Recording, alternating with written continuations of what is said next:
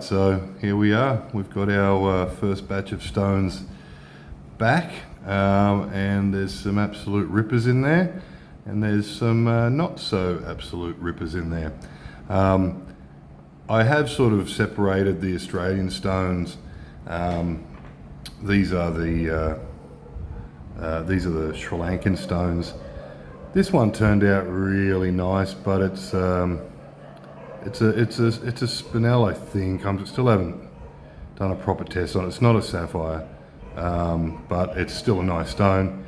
These ones are absolute trash. I can fix them with heat, at least make them a bit better, but look, I bought them really cheap. I wasn't expecting a great deal, but they will still come out quite nice once we add a little bit of heat.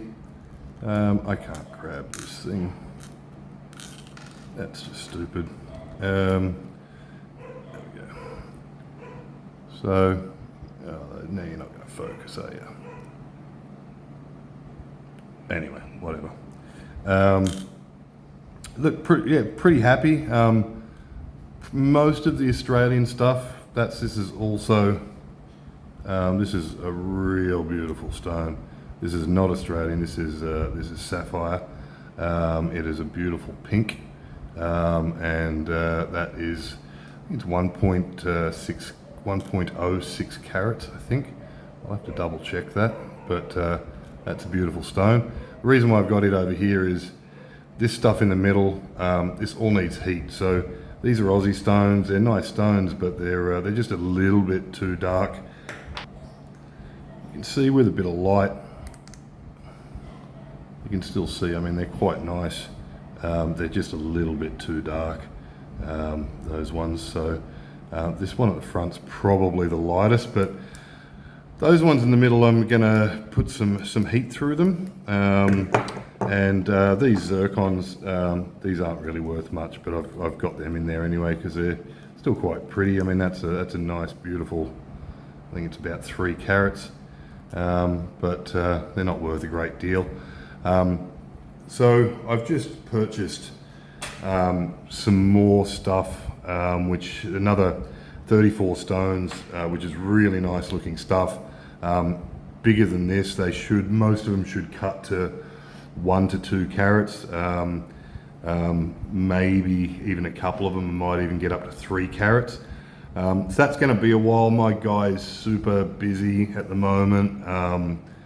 It seems like most of the good facetors just are, so the backlog is forever. But look, at the end of the day, what we've got here is, so what we've got here with the Aussies stuff, I've put this all together.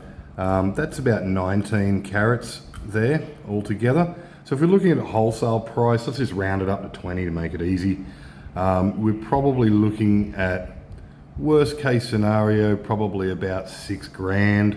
To be honest, it might be a little, could get 10 grand. A lot of them are under 1 carat. There's a few that are over 1 carat. But let's say for argument's sake, it's say 6 grand, all right? Well, let's say 8 grand, all right? If we looked at it in a retail sense. But about 8 grand there. This is 30 carats here, not this one here. This is 30 carats here. You know, I mean, even if you're looking at, after heating, even if you got $200 a carat, you know, you're looking at, what's that? Well, that's another 6 grand, isn't it? That's my math. Yeah, 6 grand. So that's what, 14 grand. And this one here is definitely worth about $1,000 a carat. It's a cracking stone. So look, we may not have hit 30 grand, but at the end of the day, we've 3x'd our money off this. Look, these aren't the best stones. The next batch of stuff I got coming through is really good. I've got another 35 stones now, combination of Sri Lankan sapphires, which I found a really good contact. Not the guy I got this stuff off. They were pre-formed. I was taking a risk. I got them for next to nothing, so that was fine. But these ones are absolutely beautiful.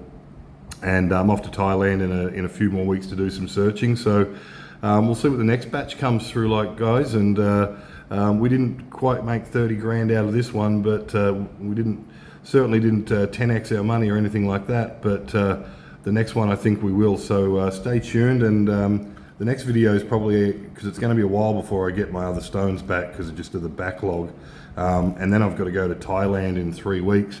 So my next video is going to be showing you around JTC, the Jewelry Trade Centre in Bangkok. We'll go have a look there. I'm actually going to be finding some places to hopefully do some heat treating over there of these stones, and then going to Canterbury the week after that.